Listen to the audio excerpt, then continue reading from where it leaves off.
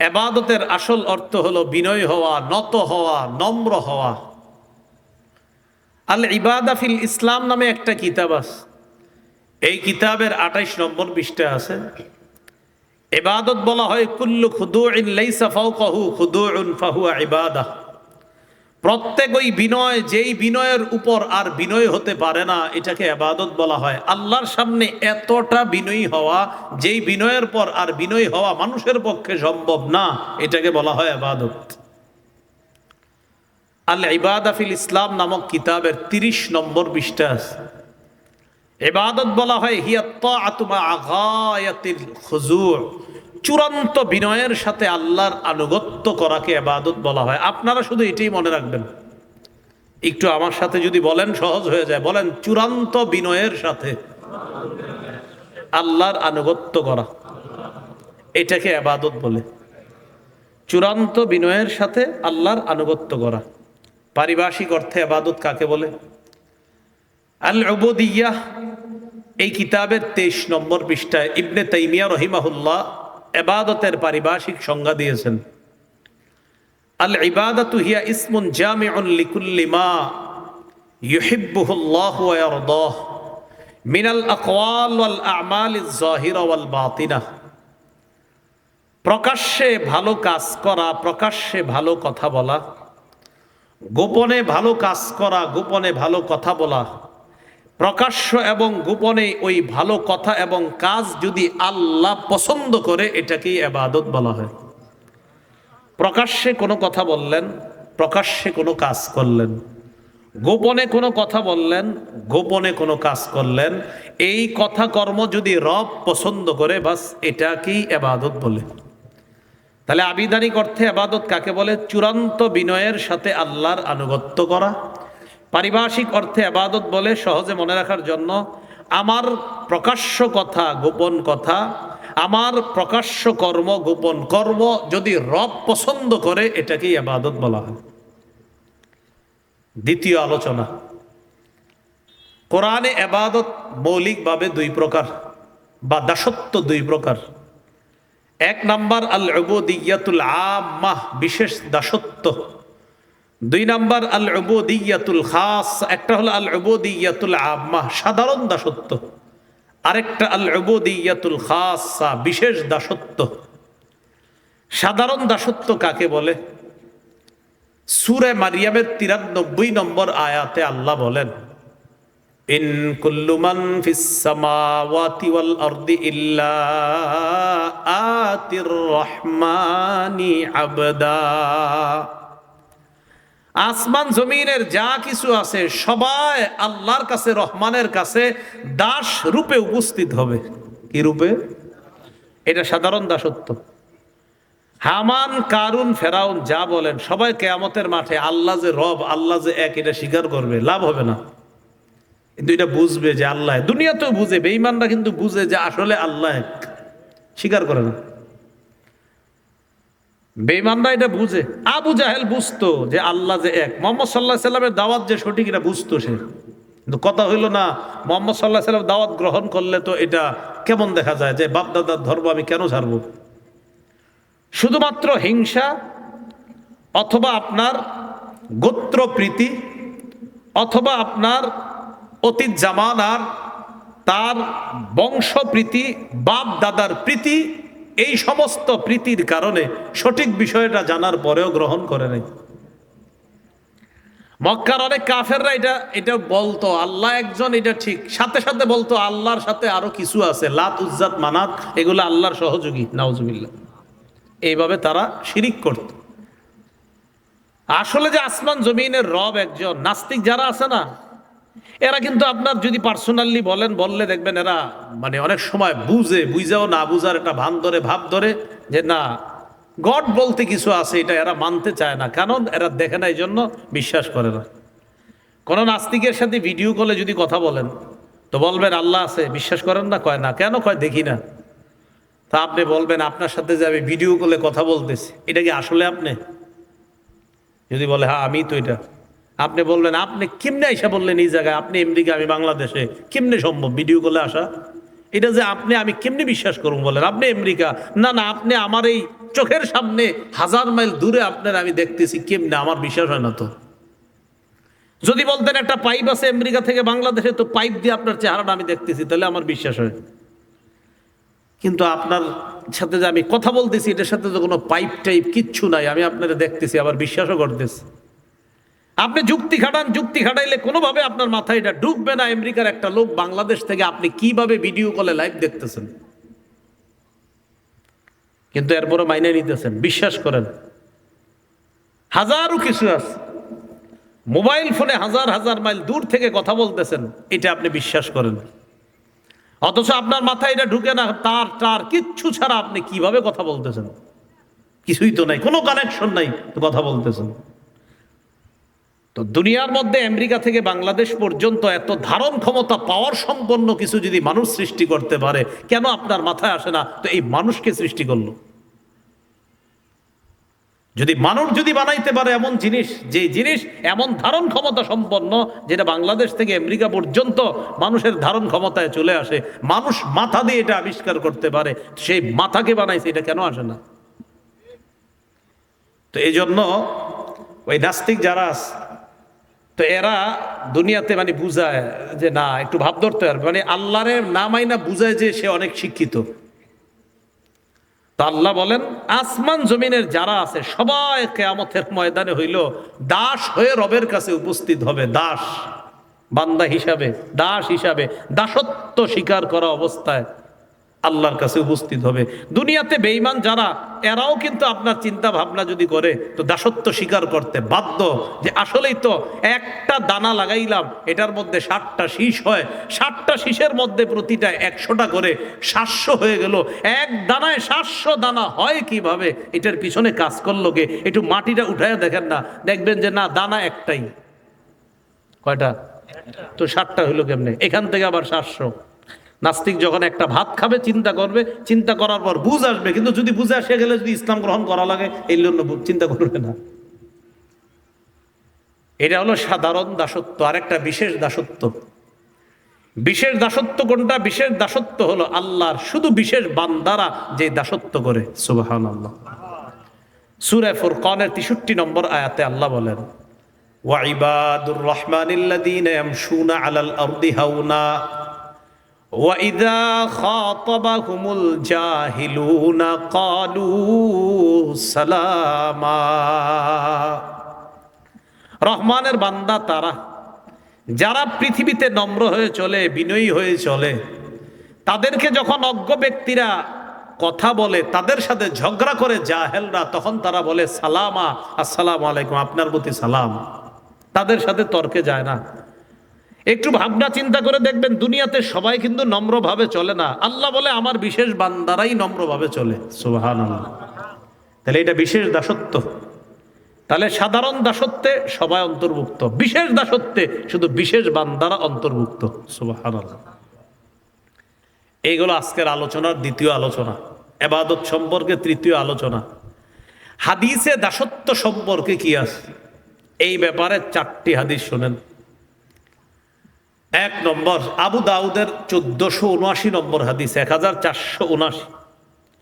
এই হাদিসের মধ্যে আসছে, قال رسول الله صلى الله عليه وسلم الدعاء هو العبادة। রাসূলুল্লাহ সাল্লাল্লাহু আলাইহি সাল্লাম বলেন, দোয়া করাটাই ইবাদত। দোয়া করা এটা আলাদা একটা ইবাদত।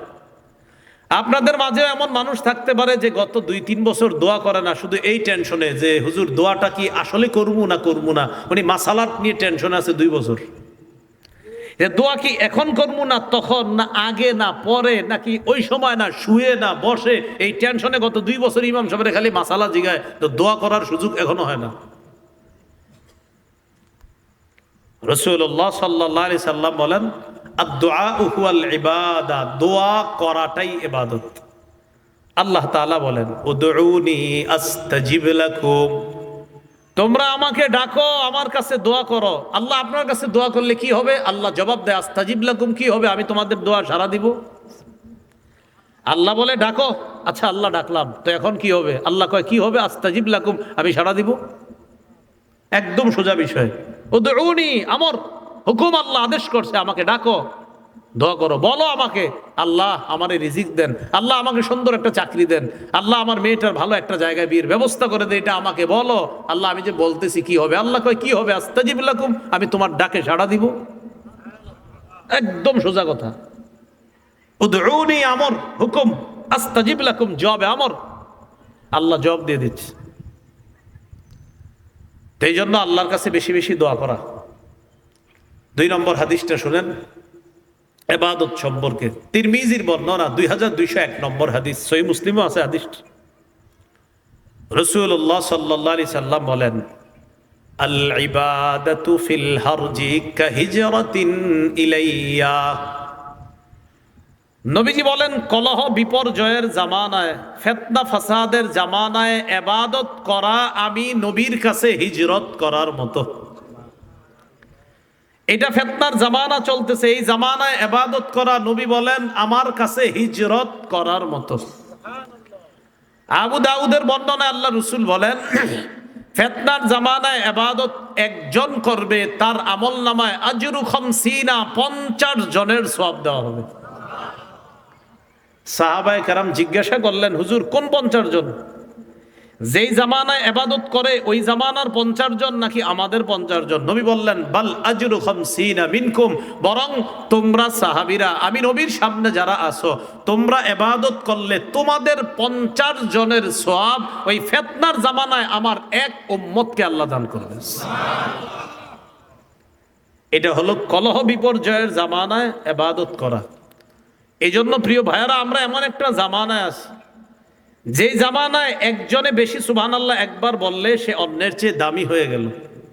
আপনি দেখবেন 4-5টা মানুষ অনর্থক আলাপচারিতায় আছে, আপনি আলাপচারিতায় না গিয়ে আপনার মন চাইবে যাইতে যে আমি একটু বসি আড্ডায়, আপনি 10 বার আস্তাগফিরুল্লাহ পড়েন, বিশ্বাস করেন তাদের চেয়ে আপনি দামি, যে আমি সেখানে আড্ডাবাজিতে যাব না, আমি সুবহানাল্লাহ বলি একবার। আপনার মন চাইবে আমি গিয়ে একটু উত্তরপাড়ার আব্দুর রহিমের ব্যাপারে কিছু বলি, ওইটা বলতে আপনি চিন্তা করতেছেন আমার কমপক্ষে 2-4 মিনিট লাগবে, 2-4 মিনিটে আপনি সুবহানাল্লাহ 100-200 বার পড়তে পারবেন।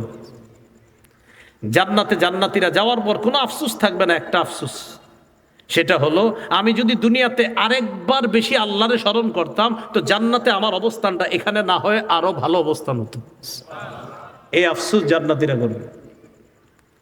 তো বলছিলাম এমন একটা যুগে আছি আমরা, যেই যুগে একবার বেশি সুবহানাল্লাহ বলতে পারাটা সৌভাগ্যের মনে করবেন, যে এটা আমার জন্য সৌভাগ্য যে আমি একটু বেশি সুবহানাল্লাহ বলতে পারতেছি, আলহামদুলিল্লাহ বেশি বলতে পারতেছি।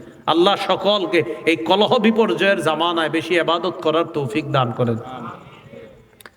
এবার তৃতীয় হাদিসটি শুনেন, মুসনাদে আহমদের বর্ণনা 6895 নম্বর হাদিস। হাদিসটি শোনার আগে একটু বুঝেন, আপনাদের এলাকার অনেক মুরব্বী আছে এমন, বা অনেক যুবক ভাই আছে এমন, যারা কিছু পার্সোনাল ইবাদত করে যেটা আমরা জানি বা জানি না।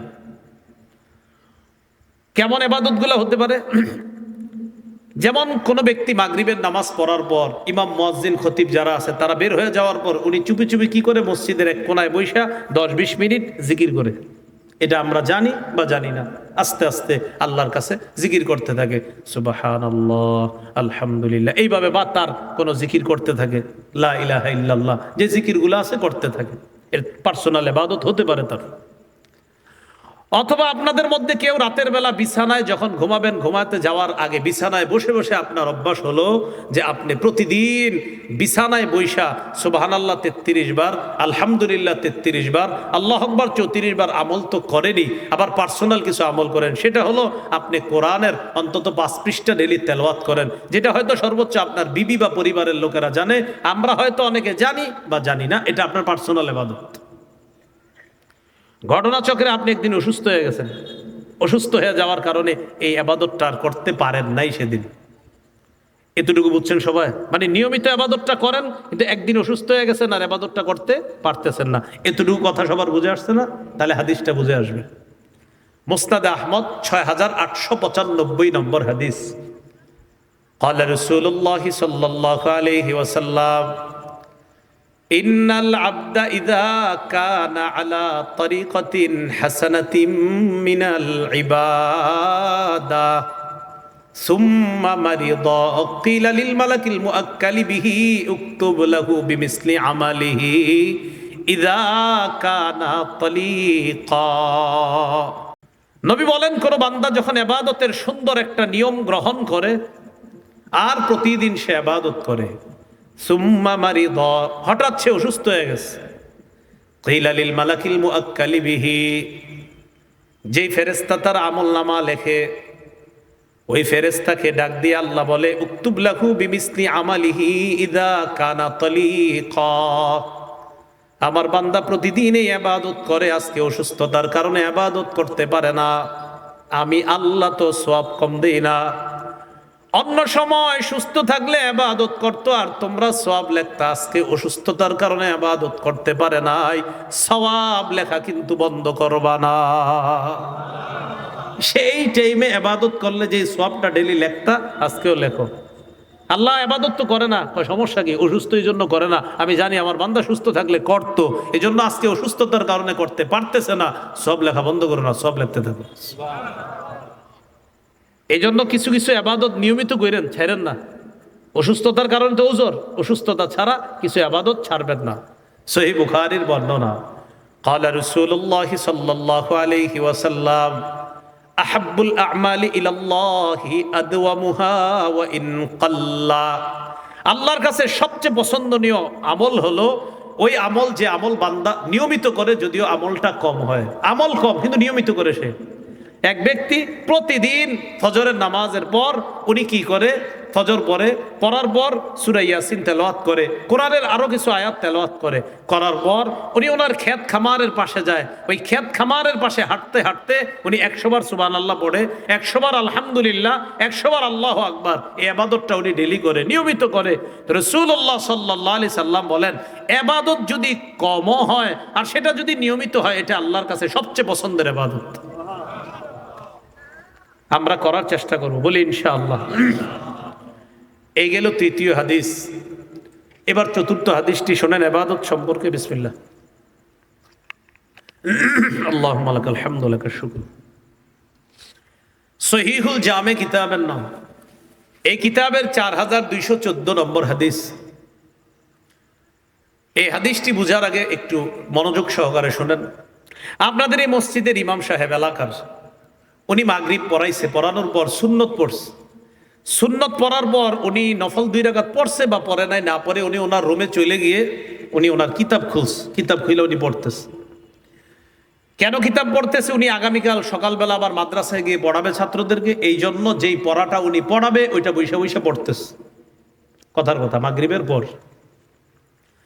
অথবা আগামীকাল জুমার নামাজ, তো বৃহস্পতিবার উনি কি করছে, মাগরিব পড়ার পর 2 রাকাত সুন্নত পড়ে তাড়াতাড়ি রুমে গেছে, আগামীকাল জুমায় যে বয়ান করবে ওই বয়ান উনি কোরআন হাদিস থেকে দেখতেছে বসে বসে।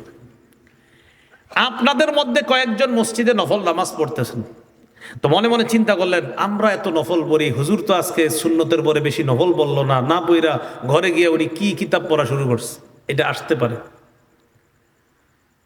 এবার মনোযোগ সহকারে বুঝেন, আপনি নফল ইবাদত করাটা এটাও ফজিলতপূর্ণ কাজ, উনি কিতাব পড়াশোনা করা এটাও ফজিলতপূর্ণ ইবাদত।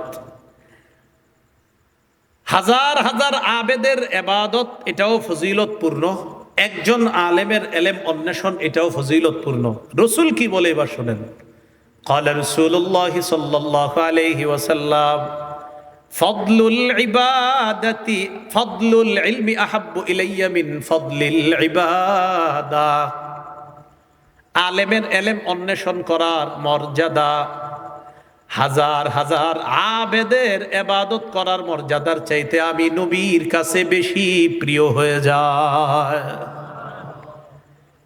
আবেদের ইবাদতের ফজিলত এটার চাইতে বেশি মর্যাদা হলো আলেমের ইলম অন্বেষণ করার ফজিলত। কেন?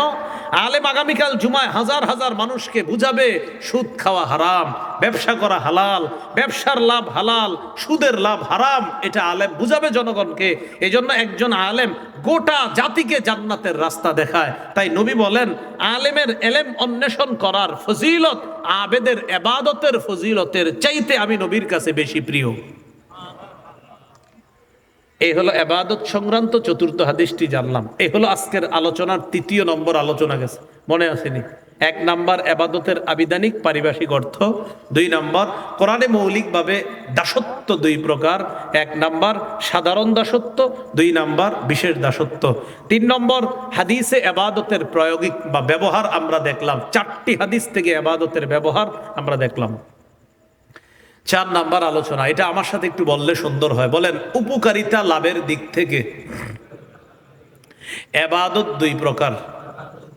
এক, নিজে এবাদত করে উপকার লাভ করা। দুই, অন্যের সাহায্যে এবাদত করে উপকার লাভ করা। একটা হলো নিজে এবাদত করে উপকার লাভ করা, আরেকটা অন্যের সাহায্যে এবাদত করে উপকার লাভ করা। যেমন কোনো মুয়াজ্জিন সাহেব আজান দেয় মসজিদে, রাসূলুল্লাহ সাল্লাল্লাহু আলাইহি সাল্লাম বলেন, কোনো মুয়াজ্জিন যদি 12 বছর আজান দেয়, ওয়াজাবাত লাহুল জান্নাত, তার জন্য জান্নাত ওয়াজিব হয়ে যায়। আছে না অনেক মুরব্বী 12 বছর আজান দেয়, মাশাআল্লাহ, জান্নাত ওয়াজিব হয়ে যায়। তো এই যে উনি এটা নিজে ইবাদত করে সওয়াব কামাই করছে। রাসূলুল্লাহ সাল্লাল্লাহু আলাইহি সাল্লাম বলেন, মা মিন মুসলিমিন ইউজনিবু জামবান, কোন মুসলমান যখন কোনো গুনাহ করে ফেলে, গুনাহ করার পর ফায়ুহসিনুল ওযুআ, ওযু করে, ওযু করার পর নামাজে দাঁড়ানোর পর ফায়ারকাউ রাকাতাইন, 2 রাকাত নামাজ পড়ে, নামাজ পড়তে দেরি, ইল্লা গফারাল্লাহু লাহু যামবা, আল্লাহ তার গুনাহগুলো মাফ করে দেয়। এই জায়গায় ইবাদত নিজে করতেছে, নিজে উপকার লাভ করতেছে। রসুলের এক সাহাবী রসুলের কাছে আসছে, আসার পর বলে, আসবতু হাদ্দা, হুজুর আমি এমন অপরাধ করছি যে অপরাধে আমারে শাস্তি দেওয়া দরকার। আবু দাউদের 1521, সহিহ বুখারীর 516 এই হাদিসগুলোর মধ্যে আছে। তো রাসূলুল্লাহ সাল্লাল্লাহু আলাইহি ওয়াসাল্লাম এই কথা শোনার পর একটু পরে জামাতের সাথে নামাজ শুরু হয়ে গেছে। নামাজ শেষ করার পর আল্লাহ রাসূল সাল্লাল্লাহু আলাইহি সাল্লামকে ওই সাহাবী বলতেছে, হুজুর আমার বিচারটা করবেন না, আমি তো অপরাধ করছি। নবীজি বললেন, হাদারতাস সালাতা মানা, সহিহ মুসলিমে আছে হাদিসটা, তুমি কি আমাদের সাথে নামাজ পড়ছো? কয় জি। নবীজি বলেন, তুমি যে আমাদের সাথে জামাতের সাথে নামাজ পড়ছো, এই কারণে তোমার গুনাহ মাফ হয়ে গেছে। তাহলে জামাতের সাথে নামাজ পড়ার ইবাদতটা নিজে করছে, উনি করার কারণে আল্লাহ তার ইবাদত কবুল করছে, মাফ করে দিছে। মানে জামাতে সে নিজে গেছে, ইবাদত করছে, এটা তার পার্সোনাল ইবাদত। পার্সোনাল বলতে আপনার মানে নিজে জামাতে গিয়ে নিজে শরীর দিয়ে ইবাদতটা করছে। আরেকটা হলো অন্যের সাহায্যে ইবাদত কইরা উপকার লাভ করা। সেটা কেমন? আরেকজনকে সাহায্য করবেন, তাকে ছাড়া আপনি সাহায্য করবেন। সাহায্য করতে হলে আরেকজন লাগবে। কোন বিধবাকে সাহায্য করলেন, বিধবাকে সাহায্য করে আপনি সওয়াব কামাইলেন। কোন এতিমকে সাহায্য করলেন, আপনি সওয়াব কামাইলেন। ইবাদত করলেন অন্যের সাহায্যে, আপনি সওয়াব কামাইলেন। সহিহ বুখারীর বর্ণনা, 5353 নম্বর হাদিস, 5353 কত হয়? 5353। এই হাদিসের মধ্যে আসছে, قال رسول الله صلى الله عليه وسلم الساعي على الأرملة والمسكين كالمجاهد في سبيل الله أو القائم الليل الصائم النهار। নবীজি বলেন, কোন বিধবাকে সহযোগিতা করা, এতিম অসহায়কে সহযোগিতা করার জন্য অগ্রসর হওয়া, আল্লাহর রাস্তায় জিহাদকারীর যেই সওয়াব তার আমল নামায় আল্লাহ তাকে ওই সওয়াব লিপিবদ্ধ করে দেয়। মুজাহিদের সওয়াব আল্লাহ তাকে দান করে। আবিল কাইমিল লাইল, সারা রাত তাহাজ্জুদ পড়লে যেই সওয়াব আল্লাহ তাকে সেই সওয়াব দান করে। আবিস সাইমিন নাহার, সারা দিন নফল রোজা রাখলে যেই সওয়াব, বিধবা এতিম অসহায়দেরকে সহযোগিতা করার জন্য শুধু চেষ্টা করলে আল্লাহ তাকে এই সওয়াব দান করে। এটা অন্যের সাহায্যে ইবাদত করে উপকার লাভ করলেন। এই গেল আপনার আজকের চতুর্থ আলোচনা। ইবাদত সংক্রান্ত আজকের পঞ্চম আলোচনা, এটা আমার সাথে একটু বলতে হবে। বলেন, আমরা 5 মাধ্যমে ইবাদত করি। মানে আজকের 5 নাম্বার আলোচনা হলো ইবাদত কয় মাধ্যমে করি আমরা। বলেন তো কয় মাধ্যমে করি? প্রথমে আমি বলি, এরপর আমরা উভয় পক্ষ বলবো। প্রথমে শুধু বলি, মন দিয়ে শোনেন। 1 নম্বর কলব দিয়ে ইবাদত করি, 2 নম্বর মুখ দিয়ে ইবাদত করি, 3 নম্বর শরীর দিয়ে ইবাদত করি, 4 নম্বর অর্থ সম্পদ টাকা পয়সা দিয়ে ইবাদত করি, 5 নম্বর টাকা পয়সা এবং শরীর দিয়ে ইবাদত করি। 1 নম্বর কলব দিয়ে ইবাদত। কি দিয়ে? কলব দিয়ে ইবাদত। 2 নম্বর মুখ দিয়ে ইবাদত। 3 নাম্বার শরীর দিয়ে ইবাদত, 4 নাম্বার টাকা পয়সা দিয়ে ইবাদত, 5 নাম্বার টাকা পয়সা এবং শরীর দিয়ে ইবাদত। এবার একটু সবাই দেখি মনোযোগ সহকারে যারা শুনে থাকবেন বলতে পারো 1 নাম্বার কি দিয়ে? কলব দিয়ে যে ইবাদত করা হয় এটাকে বলা হয় আত্মিক ইবাদত। আত্মিক, আত্মার আত্মিক ইবাদত। কলব দিয়ে যে ইবাদত করা হয় এটাকে কি বলা হয়? আত্মিক। 2 নাম্বার কি দিয়ে করি? মুখ দিয়ে যে ইবাদত করা হয় এটাকে বলা হয় মৌখিক ইবাদত। 3 নাম্বার জানি কি দিয়ে? শরীর। শরীর দিয়ে যে ইবাদত করি এটাকে বলা হয় শারীরিক ইবাদত। 4 নাম্বার টাকা পয়সা। টাকা পয়সা দিয়ে যে ইবাদত করি এটাকে বলা হয় আর্থিক ইবাদত। 5 নাম্বার টাকা পয়সা এবং শরীর দিয়ে যে ইবাদত এটাকে বলা হয় আর্থিক এবং শারীরিক ইবাদত। 1 নাম্বার কি দিয়ে? কলব। কলব দিয়ে ইবাদত করি, এটার নাম কি ইবাদত জানি? আত্মিক। এই ইবাদতের কিছু দৃষ্টান্ত নেন। পরিশুদ্ধ নিয়ত করা, এটা অন্তরের ইবাদত। পরিশুদ্ধ নিয়ত, এটা অন্তরের ইবাদত। সহিহ বুখারীর 1 নম্বর হাদিস, قال رسول الله صلى الله عليه وسلم إنما الأعمال بالنيات। রাসূলুল্লাহ সাল্লাল্লাহু আলাইহি সাল্লাম বলেন, আমলের প্রতিদান দেওয়া হয় বিশুদ্ধ নিয়তের কারণে। আমলের প্রতিদান হবে বিশুদ্ধ নিয়তের কারণে। এইখানে যারা বিশুদ্ধ নিয়তের সাথে ওয়াজ শুনতে আসছেন, প্রত্যেকটা কথার বিনিময়ে আল্লাহ সওয়াব দান করবেন। তাহলে বলেন তো, বিশুদ্ধ নিয়ত করা এটা জানি কোন জায়গার ইবাদত? অন্তরের, আত্মিক ইবাদত। শহীদ হওয়ার নিয়ত আছে কাদের কাদের? হ্যাঁ, সবার নিয়ত আছে তো ইনশাআল্লাহ? শহীদ হওয়ার। সহিহ মুসলিমের বর্ণনা 1909 নম্বর হাদিস, 1909। قال رسول الله صلى الله عليه وسلم من سأل الله الشهادة بصدق। কেউ যদি অন্তর থেকে, মন থেকে আল্লাহর কাছে শাহাদাত কামনা করে, বাল্লাগাহুল্লাহু মানাজিলাশ শুহাদা ওয়া ইন মাতা আলা ফিরাশিহি। এই বান্দা যদি তার ঘরে বিছানায় মারা যায়, আল্লাহ তাকে, ইখলাসের 3 নাম্বার উপকার, ইখলাসের কারণে গুনাহ মাফ হয়। সহিহ বুখারীর বর্ণনা 3467 নম্বর হাদিস। قال رسول الله صلى الله عليه وسلم بينما كلب يطيف برقية। একটা কুকুর এক কূপের পাশ দিয়ে ঘুরতেছে। ছোটবেলা থেকে গল্পটা শুনছি আমরা, আসলে এটা হাদিসের গল্প। কুকুর চারপাশে ঘুরে জিহ্বাটা বাহিরে হয়ে গেছে, জিহ্বা বাহিরে দিয়ে এইভাবে হাঁপাইতেছে, পিপাসার যন্ত্রণায় কাদা ইয়াকতুলুহুল আচ্ছু, মারা যাওয়ার উপক্রম। ফারাআতহু বাগিয়ুম মিন বাগায়া বনি ইসরাঈল। বনি ইসরাইলের এক ব্যভিচারিণী নারী সতীত্ব বিক্রি করে বেড়াতো যে টাকার বিনিময়ে, এমন একজন নারী ওই কুকুরটাকে দেখছে। ফানাযাআত মুকাআহা ফাসাকাতহু ফাগুফিরা লাহা বিহি। মায়া লাগছে, ইখলাসের সাথে নিজের মৌজা খুলছে, খোলার পর ওই মৌজা দিয়ে পানিতে ভিজা পানি উঠাইছে, কুকুরকে পান করাইছে।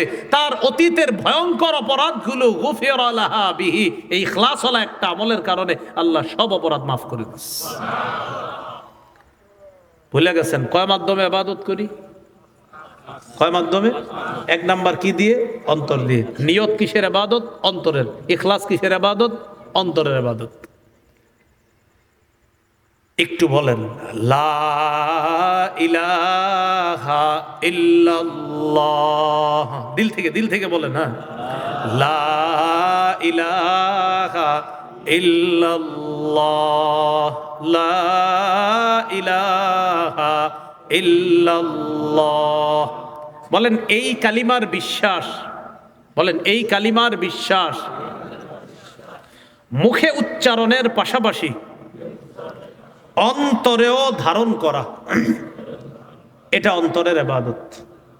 অন্তর দিয়ে আপনি লা ইলাহা ইল্লাল্লাহ, আল্লাহ ছাড়া কোনো ইলাহ নাই, মুখ দিয়ে বলতেছি, অন্তর দিয়েও হ্যাঁ আসলে আল্লাহ ছাড়া কোনো ইলাহ নাই, এই অন্তর দিয়ে যে ইয়াকিন করতেছেন, বিশ্বাস যে আল্লাহ ছাড়া কোনো ইলাহ নাই, আপনার মুখ বন্ধ, অন্তরে বিশ্বাস আল্লাহ ছাড়া কোনো ইলাহ নাই, এটা অন্তরের ইবাদত।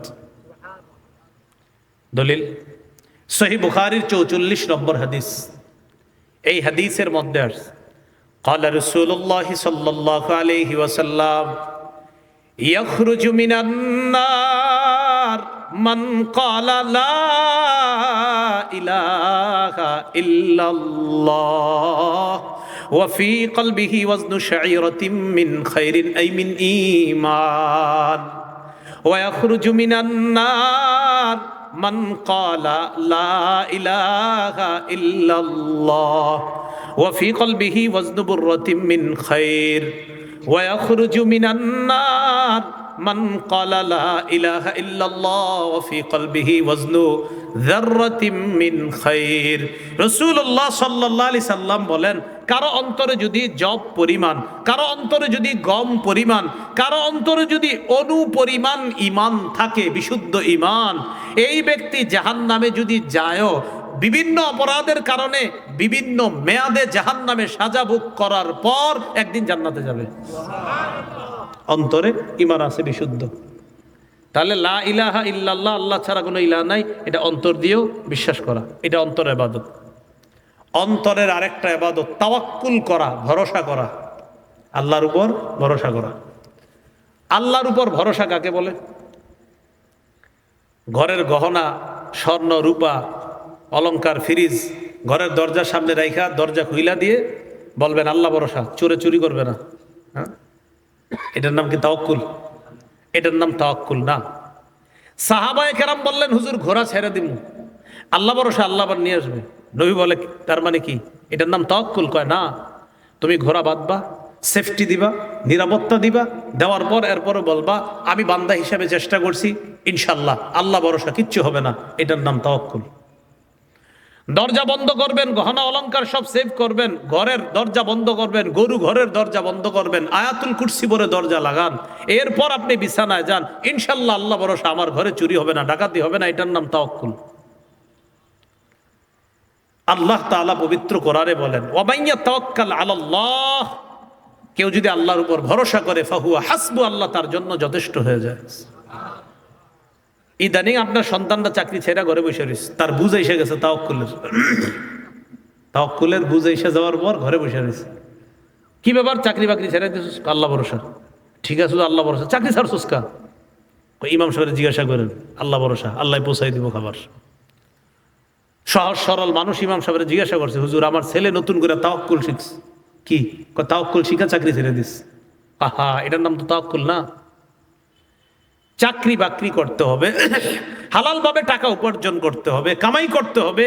আপনার মেয়েটা বিয়ে দেওয়ার জন্য 2-2.5 লাখ টাকা দরকার, আপনি চাকরি বাকরি করে টাকা কামাই করতেছেন, আরো কিছু টাকা শর্ট আছে, এই যে কষ্ট করে টাকাও কামাইতেছেন আর শর্ট হইতেছে, ইনশাল্লাহ আল্লাহ ভরসা, ব্যবস্থা কোনো না কোনো ভাবে আল্লাহ করে দিবেন। এটার নাম তাওয়াক্কুল। আপনি হাল ছেড়ে দেন নাই, আপনিও চেষ্টা চালাইতেছেন, আল্লাহর উপর ভরসা করতেছেন, এটার নাম তাওয়াক্কুল। এটা অন্তরের ইবাদত। কয় মাধ্যমে ইবাদত করি? 1 নাম্বার কি দিয়ে? 2 নাম্বার মুখ দিয়ে। মুখ দিয়ে ইবাদত করাকে বলা হয় মৌখিক ইবাদত। মৌখিক ইবাদত কি? শ্রেষ্ঠ একটা মৌখিক ইবাদত বলেন তিলাওয়াতুল কোরআন, কোরআন তেলাওয়াত করা। ওলামায়ে কেরাম সারা যারা আছেন এখানে, কারা কারা আজকে কোরআন দেখা তেলাওয়াত করছেন? আছেন কেউ সাধারণদের মাঝে? মাশাআল্লাহ, 1 2 3 4 5 6 7 8 9 10 11 12, মাশাআল্লাহ, হাত নামান। কোরআনের সাথে মহব্বত তৈরি করেন, ভালোবাসা তৈরি করেন। কোরআন এমনভাবে নিয়মিত পড়েন যেন একদিন কোরআন না পড়লে আপনার বড় মায়া লাগে, বড় কষ্ট হয় যে আমি আজকে কেন কোরআন পড়লাম না। সহিহ বুখারীর 5011 নম্বর হাদিস, বারা ইবনে আযিব রাদিয়াল্লাহু তাআলা আনহুর বর্ণনা, কানা রাজুলুন ইয়াকরাউ সূরাতাল কাহফি, এক ব্যক্তি সূরা কাহফ তেলাওয়াত করতেছিল। শুক্রবার দিন সূরা কাহফ তেলাওয়াত করবেন। ফায়দা, দাজ্জালের ফিতনার জামানায় যদি আপনি পড়েও যান, ওই ফিতনা থেকে আল্লাহ আপনাকে হেফাজত করবে। এক ব্যক্তি সূরা কাহফ পড়তেছে রাতের বেলা। ওয়া ইলা জানিবিহি হিসানুন মারবুতুন বিশাতানাইন, তার পাশে তার ঘোড়াটা 2টা রশি দিয়ে বাঁধা।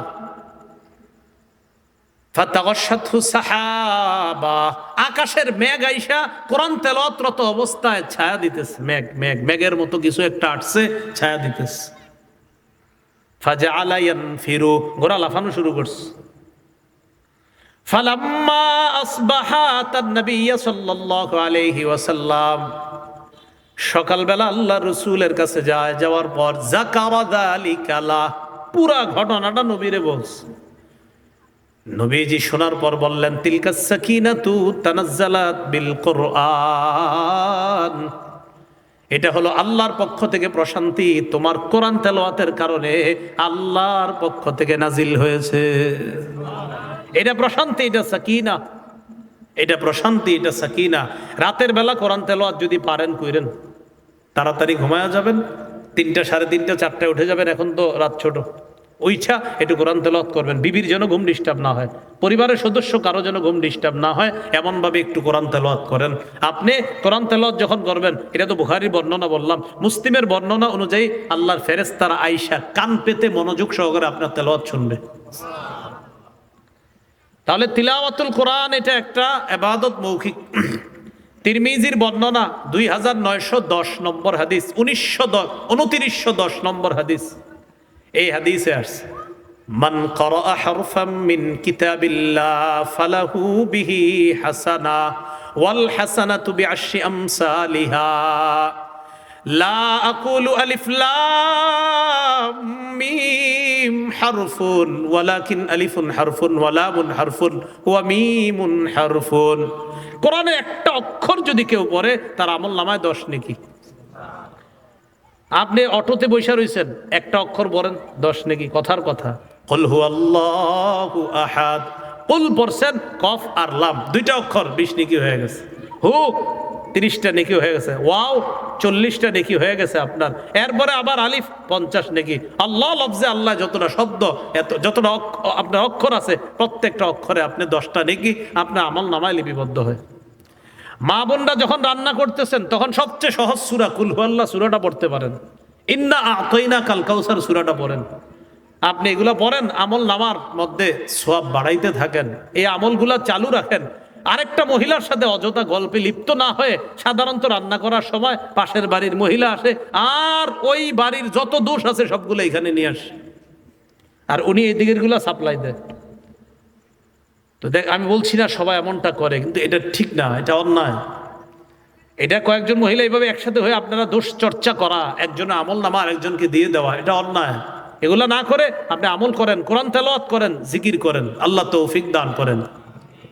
একটু বলেন তো আলহামদু, আলহামদু, আলহামদু, আলহামদু, আলহামদু।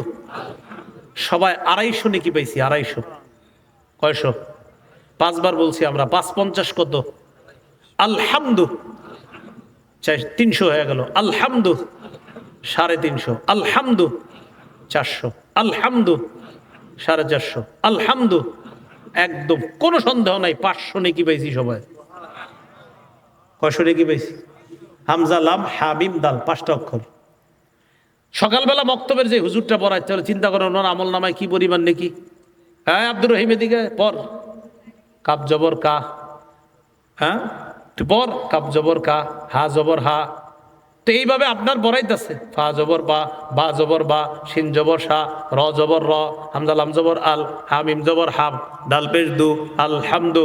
হ্যাঁ আব্দুর রহিম এদিকে আমার পরে ডাকে, তুই পর এবার, লিল্লাহ, লাম লামজের লিল, লাম খারা জবর লা, লিল্লাহ, হাজের হি, লিল্লাহি। তো ওই হুজুরের আমল নামায় কি পরিমাণ সওয়াব আসতেছে। এরকম বক্তব্য যিনি পড়ায় আপনাদের মসজিদের হুজুর, ওনারাও দাম দিবেন, গুরুত্ব দিবেন।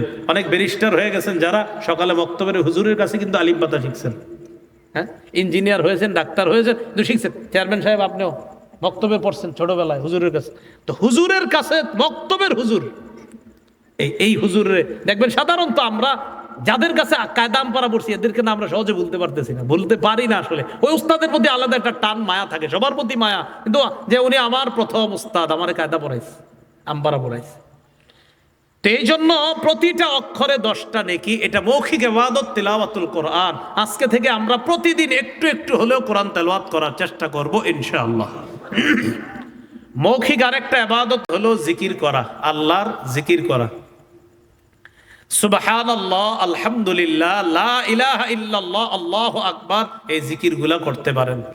এর মধ্যে এই জিকিরটা আপনি বেশি করতে পারেন, লা ইলাহা ইল্লাল্লাহ। কোনো দোকানের সামনে গিয়ে দেখলেন আড্ডাবাজি চলতেছে, আপনার বন্ধুরাই আড্ডা দিতেছে, ওই মুহূর্তে বন্ধুদের পাল্লায় বসবেন সেটাও পারতেছেন না, আবার সেখান থেকে বিদায় নিবেন সেটাও পারেন না। বিদায় নিলে বন্ধুরা বলবে দেমাগ দেখায়, বসলে তাদের আজাইরা অনর্থক কথাগুলা শুনতে হবে। তখন কি করবেন? লা ইলাহা ইল্লাল্লাহর জিকির করবে এইভাবে। আপনারা একবার পড়েন আর দেখেন ঠোঁট লাগে কিনা, পড়েন আর চেক করেন, পড়েন সবাই, লা ইলাহা ইল্লাল্লাহ। ঠোঁট লাগে? ঠোঁট লাগে? লাগে না। সুবহানাল্লাহ বললে ঠোঁট লাগে, আলহামদুলিল্লাহ বললে ঠোঁট লাগে, আল্লাহু আকবারে ঠোঁট লাগে, লা ইলাহা ইল্লাল্লাহ ঠোঁট লাগে না। বন্ধুদের মজলিসে বসলে অনর্থক কথা শুনতে হবে, উঠলে ওরা আবার দেমাগই বলবে, কি করবেন তখন? হা করে লা ইলাহা ইল্লাল্লাহ, লা ইলাহা ইল্লাল্লাহ, লা ইলাহা ইল্লাল্লাহ। বন্ধুরা ভাববে আমগো কথা মন দিয়ে শুনতেছে। আল্লাহ রাসূল বলেন ইল্লা ফুতিহাত লাহু আবওয়াবুস সাবা হাত্তা তুফজিয়া ইলাল আরশ, আসমানের সবগুলা দরজা খুলে দেওয়া হয়েছে তার লা ইলাহা ইল্লাল্লাহ যেন আরশ পর্যন্ত পৌঁছে যায়। এটা একটা টেকনিক, অনর্থক মজলিস এড়ানোর টেকনিক। যখন দেখবেন যে বৈশা রইছেন আবার উঠতেও পারেন না, তখন এমনি থাকবেন, হ্যাঁ ভাববে কি আমগো কথা তো মন দিয়ে শুনতেছে, আসলে তো আপনি লা ইলাহা ইল্লাল্লাহ জিকির করতেছেন। লা ইলাহা ইল্লাল্লাহ পড়লে ঠোঁট লাগে না, তো আপনি হা করে আছেন, এরা ভাববে কত কিছু বলে না। সুবহানাল্লাহ বললে ধরা খেয়ে যাবেন, আলহামদুলিল্লাহ বললেও ঠোঁট লেগে যাবে, আল্লাহু আকবার বললেও ঠোঁট লেগে যাবে। শুধুমাত্র লা ইলাহা ইল্লাল্লাহ যদি তখন বলেন আপনার ঠোঁটও লাগবে না, ভাববে মন দিয়ে কথা শুনতেছে, আসলে তো আপনি আরশ পর্যন্ত লা ইলাহা ইল্লাল্লাহ পাঠাইতেছেন। আল্লাহ আমল করার তৌফিক দান করেন। এ হলো মৌখিক ইবাদত, জিকির করা। মৌখিক আরেকটা ইবাদত বলেন সত্য কথা বলা। কি কথা বলা? সত্য কথা বলা। একটু সবাই বলি, পারলে সদা সত্য কথা বলবো, না পারলে চুপ থাকবো, ভুলেও মিথ্যা কথা বলবো না। পারলে সত্য কথা বলবো, না পারলে আমি চুপ থাকবো, ঘুমায় থাকবো, কিন্তু মিথ্যা কথা বলবেন না। মা বোনরা বাচ্চাদেরকে অনেক সময় আদর করে ডাকে, আব্বু এদিকে আসো মজা দিব, মজা দিব, ডাইকা মজা দেয় না, মিথ্যা কথা। আমরা অনেক সময় অনেক বাচ্চাদেরকে ডাকি, এদিকে এদিকে মজা দিব, পকেটে হাত দিই, আসার পরে কিচ্ছু দেন না, এটা মিথ্যা কথা। আবু দাউদের বর্ণনা, রাসূল সাল্লাল্লাহু আলাইহি সাল্লাম এক সাহাবীর বাসায় গেছে, নাম আব্দুল্লাহ ইবনে আমির। এই আব্দুল্লাহ ইবনে আমিরকে তার আম্মা ডাক দিছে, আব্বু এদিকে আসো তোমাকে কিছু দিব। নবীজি পর্দার আড়াল থেকে বললেন, এই তুমি তোমার ছেলেকে কি দিবা? তো তিনি বললেন ওয়াতিহি তামার, হুজুর তাকে খেজুর দিব। নবীজি সাল্লাল্লাহু আলাইহি সাল্লাম বললেন, আসলে খেজুর দিবা? লাউলাম তুতিহি শাইআ, যদি তুমি তারে ডাকার পর কিছু না দিতা, আল্লাহর খাতায় তোমার নামে একটা মিথ্যা কথা লেখা হইতো। তাহলে এইভাবে আমরা হাসির ছলেও মিথ্যা কথা বলবো না। অনেক সময় আমরা অনেক বড়দের সামনে বসি, বসার পর বড়রা বলে আমার সাথে একটু খান আপনি, এই তুমিও খাও, এই ছেলে আসো তুমিও খাও, তুমিও খাও, আসেন আসেন আপনিও খান। তো চিন্তা করি হুজুরের সামনে কেমনে খাই, লজ্জা। তখন বলি কি হঠাৎ এইভাবে একটা আপনার মুখস্থ বিদ্যা বইলা দে, হুজুর খিদা নাই।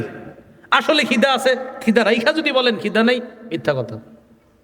রাসূলুল্লাহ সাল্লাল্লাহু আলাইহি সাল্লাম বলেন, এক পেটে ক্ষুধার মিথ্যা একত্রিত হতে পারে না। আমার উম্মত খিদা রাইখা বলবে খিদা নাই, এটা মিথ্যা কথা। আমার উম্মত পেটের মধ্যে খিদাও রাখলো, আবার মিথ্যাও বললো, এক পেটে ক্ষুধার মিথ্যা একত্রিত হতে পারে না। এজন্য কোনো আল্লাহওয়ালা বুজুর্গ যদি খাইতে বলে, কখনো আমি যেটা করি সেটা আপনাদের সাথে শেয়ার করি। আমার যদি কেউ বলে খাবেন, আমি যদি বলি না জি নাম খাবো না, যদি বলে কেন খাবেন না, মন চাইতেছে না, যদি বলে কেন খিদা নাই, যদি খিদা না থাকে বলি যে খিদা নাই, যদি খিদা থাকে তো বলি ভাই খিদা আছে খাবো না। কি বলি? খিদা আছে খাবো না, সব সোজা কথা। বলতে পারি না কোনো কথা, জি ভাই আমার খিদা আছে আমি খাবো না। আপনি খারাপ মন খারাপ কষ্ট পাইলে বা না পাইলেন কি মিথ্যা কথা কমু নাকি? আমি আমার খিদা আছেন খাবো না, আমি শেষ খালাস। মিথ্যা কথা বলার সুযোগ নাই। রাসূল সাল্লাল্লাহু আলাইহি সাল্লাম নিষেধ করছে, বললে সত্য কথা বলবেন, না পারলে চুপ থাকবেন। রাসূল বলছেন মান সমাতা নাজা, চুপ থাকলে নাজাত পাইবেন, কিন্তু মিথ্যা কথা বলার সুযোগ নেই। তাহলে মৌখিক ইবাদত, জিকির করা, তেলাওয়াত করা আর সত্য কথা বলা। তৃতীয় মাধ্যম শারীরিক ইবাদত, শ্রেষ্ঠ উদাহরণ নামাজ। রাসূলুল্লাহ সাল্লাল্লাহু আলাইহি সাল্লাম বলেন, তোমাদের কারো বাড়ির সামনে একটা পুকুর আছে, এই পুকুরে সে দৈনিক 5 বার গোসল করলে তার শরীরে কোনো ময়লা থাকবে? বলেন তো আপনারা, থাকবে? নবী বলেন ফাযালিকা মিসলুস সালাওয়াতিল খামস ইয়ামহুল্লাহু বিহিন্নাল খাতায়া, যেমনি ভাবে 5 বার গোসল করলে তার শরীরে কোনো ময়লা থাকে না, 5 ওয়াক্ত নামাজ পড়লে তার শরীরের বাহ্যিক আভ্যন্তরীণ গুনাহগুলা আল্লাহ ধুয়ে মুছে সাফ করে দেয়। এটা শারীরিক ইবাদত। 4 নাম্বার আর্থিক ইবাদত, যাকাত দেওয়া। আর্থিক ইবাদত কি দেওয়া? সদকা দেওয়া, যাকাত দেওয়া। এক ব্যক্তির উপর 1 লাখ টাকা যাকাত আসছে, উনি 20,000 টাকা যাকাত দিছে, বাকি কত আছে? 20,000 টাকা জাকাত দিয়ে এটা আবার ফেসবুকে দেয় যে গতকালকে আমি আমার এলাকার অসহায় দরিদ্রদের মাঝে লুঙ্গি শাড়ি বিতরণ করে নিজেকে এখন হালকা অনুভব হচ্ছে। আলহামদুলিল্লাহ। প্রিয় ভাইয়ারা, আপনারাও অসহায়দের পাশে দাঁড়ান। স্ট্যাটাস দিছে, আবার ফেসবুকে ছবি আসছে। বাকি রয়েছে কত? আপনারা কমেন্টে লিখবেন 80,000 সাপ। কি লিখবেন? বলবেন বাকি 80,000 সাপ। বাকি 80,000 কি? সাপ। সহিহ বুখারীর বর্ণনা, মান আতাহুল্লাহু মালা ফালাম ইউআদ্দি যাকাতা মুসিলা লাহু ইয়াউমাল কিয়ামাতি শুজাআন আকরা। আল্লাহ যদি কাউকে সম্পদ দেয় আর সে যদি এটার জাকাত না দেয়, কিয়ামতের ময়দানে এই জাকাতযোগ্য সম্পদ সাপে রূপান্তরিত হয়ে পা থেকে পেঁচায়া মাথা পর্যন্ত, মুখ পর্যন্ত আইসা সাপ ফনা ধরে বলবে, আনা কানজুকা আনা মালুকা, এই আমি তোমার সম্পদ, আমি তোমাকে এখন খাবো, আমাকে তুমি জাকাত দাও নাই, আমি এখন সাপ হয়ে তোমাকে খাবো। এটা আর্থিক ইবাদত, জাকাত দেওয়া।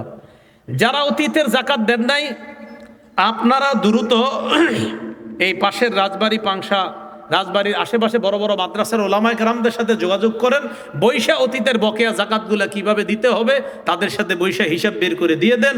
ভবিষ্যতের জাকাত যদি ফরজ হয় তাদের সাথে নিয়ম কানুন যাই না, জাকাতগুলা দিয়ে দিবেন। আল্লাহ তৌফিক দান করেন। 5 নাম্বার যেই মাধ্যমে ইবাদত করি সেটা হলো অর্থ এবং শরীর দিয়ে। অর্থ এবং শরীর দিয়ে যে ইবাদত, সেটা হলো লাখ লাখ হাজী সাহেবরা করতেছে এখন। সেটা হলো আপনার হজ করা। হজ করতে টাকাও লাগে, শরীরও লাগে। হজ করা হলো আর্থিক এবং শারীরিক ইবাদত। সূরা আলী ইমরানের 97 নম্বর আয়াতে আল্লাহ বলেন, ওয়ালিল্লাহি আলান নাসি হিজ্জুল বাইতি মান ইসতাতা ইলাইহি সাবিলা। আল্লাহ যাদেরকে কাবা ঘর পর্যন্ত পৌঁছার সামর্থ্য দিয়েছে, প্রয়োজনের অতিরিক্ত সম্পদ, তারা কাবাগর পর্যন্ত বসার সামর্থ্য দিলে তাদের জন্য আল্লাহকে খুশি করার জন্য হজ করা ফরজ। হাদিসে কুদসিতে আল্লাহ বলেন, আমি যেই বান্দাকে শরীরটা সুস্থ রাখলাম আর তাকে আমি টাকা পয়সা দিলাম, এইভাবে যদি 5 বছর অতিবাহিত হয়, সে যদি হজে না আসে, লামাহরুম, সে কপাল পোড়া, সে হতবাগা, সে বঞ্চিত। হজ ফরজ হয়েছে 1 বছর যান না, আরেক বছর যান নাই, আরেক বছর যান নাই, আরেক বছর যান নাই। ওরে আমি এত টাকা দিলাম, 5 বছর হয়ে গেল হজে আসে না, লামাহরুম, সে বঞ্চিত। সে কি? বঞ্চিত। আব্দুল্লাহ ইবনে ওমর রাদিয়াল্লাহু তাআলা আনহু বলেন যে রাসূলুল্লাহ সাল্লাল্লাহু আলাইহি সাল্লাম বলেছেন, ইসতামতিউ বিহাদাল বাইত, এই কাবাগরের মাধ্যমে তাড়াতাড়ি উপকার হাসিল করো। কদ হুদিমা মাররাতাইন, কাবা অতীতে 2 বার ধ্বংস করা হয়েছে। ওয়াইরফাউ ফিস সালিসা, 3য়বার কাবা কিন্তু উঠিয়ে নেওয়া হবে। ওমর ইবনুল খাত্তাব রাদিয়াল্লাহু তাআলা আনহু বলেন, মান হাজ্জা, যে ব্যক্তির সামর্থ্য আছে, যে ব্যক্তির সামর্থ্য আছে, ফালাম ইয়াহুজ্জা, কিন্তু সে হজ করলো না, সামর্থ্য থাকার পরেও যদি হজ না করে, তো ওমর রাদিয়াল্লাহু তাআলা আনহু বলেন, ফাসাওয়াউন আলাইহি মাতা ইয়াহুদিয়ান আও নাসরানিয়ান, সে ইহুদি হয়ে মারা যাক অথবা খ্রিস্টান হয়ে মারা যাক, এতে আল্লাহর কিছু আসে যায় না। হজের সামর্থ্য হয়েছে কিন্তু হজ করে না, সে ইহুদি হয়ে মারা যাক, খ্রিস্টান হয়ে মারা যাক, আল্লাহর কিছু আসে যায় না। আমরা ইবাদতের মধ্যে 2 ইবাদত বেশি করি, 2 ইবাদত করতেই চাই না। এর মধ্যে আমরা রোজা আর নামাজ নামক ইবাদতটা বেশি করি। এটা আমরা সাধারণত মিস করি না। আমরা রোজাও পড়ি, নামাজও পড়ি, কিন্তু আর্থিক যে ইবাদতটা আছে, একটা হলো যাকাত আর একটা হলো হজ করা। হজ তো আর্থিক এবং শারীরিক, এই 2টা আমরা পিছায় থাকি। যাকাত দিতে চায় না, হজ ফরজ হয়েছে 10 বছর হয়ে গেছে, হজে যায় না। এমন হাজার হাজার লাখ লাখ মানুষ পাবেন যার উপর হজ ফরজ গত 10 বছর 12 বছর, সে হজে যাচ্ছে না। খালি কি বলে জানেন? এখনো ব্যবসাটা গুছাইতে পারি নাই। ব্যবসাটা এখনো কি করতে পারি নাই? গুছাইতে পারি নাই। বড় মেয়েটার এখনো বিয়ে দেই নাই। বিয়ের সাথে হজের সম্পর্ক আল্লাহ জানে এই কথা কোত্থেকে প্রসব হয়। প্রসব বুঝেননি? প্রসব মানে যেই কথা আগে দুনিয়াতে ছিল না, হঠাৎ নতুন করে আসছে। মেয়ে বিয়ের সাথে হজের কি সম্পর্ক? এই হলো আপনার 5 মাধ্যমে আমরা ইবাদত করি। পুরা বক্তব্যটা ভালো করে শুনেন। সূরা জারিয়াতের 56 নম্বর আয়াত থেকে আলোচনা শুরু করেছি আমরা। মানুষকে সৃষ্টি করেছে, জিনকে সৃষ্টি করেছে ইবাদত করার জন্য। কতদিন ইবাদত? মরণ পর্যন্ত ইবাদত। ইবাদত সম্পর্কে 5টি আলোচনা আমরা শিখেছি। 1 নাম্বার আবিধানিক পারিভাষিক অর্থ, 2 নাম্বার কোরআনে মৌলিকভাবে 2 ধরনের ইবাদতের কথা পাওয়া যায়, 3 নাম্বার হাদিসে ইবাদতের ব্যবহার, 4 নাম্বার উপকারিতা লাভের দিক থেকে ইবাদত 2 প্রকার, 5 নাম্বার 5 মাধ্যমে আমরা ইবাদত করি। এই ইবাদত যেই মাধ্যমগুলো আমরা জানলাম, মুখ দিয়ে, কলব দিয়ে, শরীর দিয়ে, টাকা পয়সা দিয়ে এবং টাকা পয়সা শরীর দিয়ে 5 মাধ্যমে আমরা যেন আমাদের জীবনটা এবাদতে আমরা সাজাইতে পারি, আল্লাহ তৌফিক দান করেন। এবাদতের মাধ্যমে যেন আমরা মরণ পর্যন্ত আমাদের জীবনটাকে আমরা কাটাইতে পারি, আল্লাহ তৌফিক দান করেন। সুবহানাল্লাহি ওয়া বিহামদিহি, সুবহানাকাল্লাহুম্মা ওয়া বিহামদিকা, আশহাদু আল্লা ইলাহা ইল্লা আনতা, আস্তাগফিরুকা ওয়া আতুবু ইলাইক। আমিন ওয়া আখিরু দাওয়ানা আলহামদুলিল্লাহি রাব্বিল আলামিন। যে ঘোষণা দেওয়ার জন্য বলা হয়েছে, এজন্য একটু মেহেরবানি করে আমরা কেউ উঠবো না। আমরা এখন যে কথাটা শুনবো, শোনার পর কেউ উঠবো না, আমরা নড়বো না। আপনাদের সামনে রুমাল যাবে, এই বানায়া দেন। যারা ঋণী ঋণ পরিশোধের ব্যবস্থা করে দেন, যারা অভাবী অভাব দূর করে দেন। আল্লাহ, বিশেষ করে এই গোরস্থানে যারা শায়িত আছে মাওলা, মেহেরবানি করে সবার কবরগুলা জান্নাতের বাগান বানায়া দেন। আল্লাহ, মুসাফির মানুষ ঢাকার উদ্দেশ্যে রওনা করব, সহি সালেমে নিরাপদে যেন গন্তব্যে পৌঁছতে পারি, তৌফিক দান করেন। আমাদের মধ্যে যারা অসুস্থ সকলকে সুস্থ বানায়া দেন, যারা ঋণী ঋণ পরিশোধের ব্যবস্থা করে দেন। আল্লাহ, যারা অভাবী অভাব দূর করে দেন।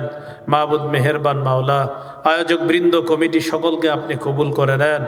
আল্লাহ, মেহেরবানি করে যাদের সামনে বসলাম, যারা আমার সামনে বসছে মাওলা, সবার সাথে আবার যেন জান্নাতে দেখা করতে পারি, তৌফিক দান করেন। আল্লাহ, আমাদের দোয়া আপনি কবুল করেন। এলাকার উলামা তুলাবা সুলাহা আওয়াম সকলকে আপনি কবুল করে নেন।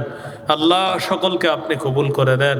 সবাই যেন এবাদতের মাধ্যমে আমাদের জীবনটা সাজাতে পারি, তৌফিক দান করেন।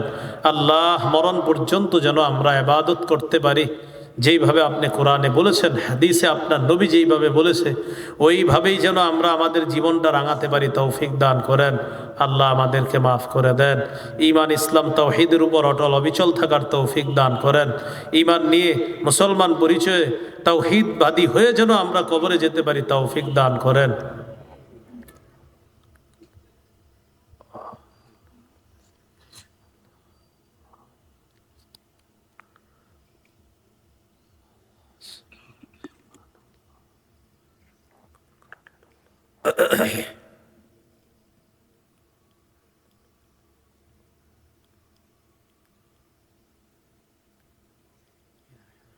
ربنا تقبل منا إنك أنت السميع العليم وتب علينا إنك أنت التواب الرحيم صلى الله تعالى على خير خلقه محمد وعلى آله وأصحابه أجمعين سبحان ربك رب العزة عما يصفون سلام على المرسلين والحمد لله رب العالمين آمين السلام عليكم الحمد لله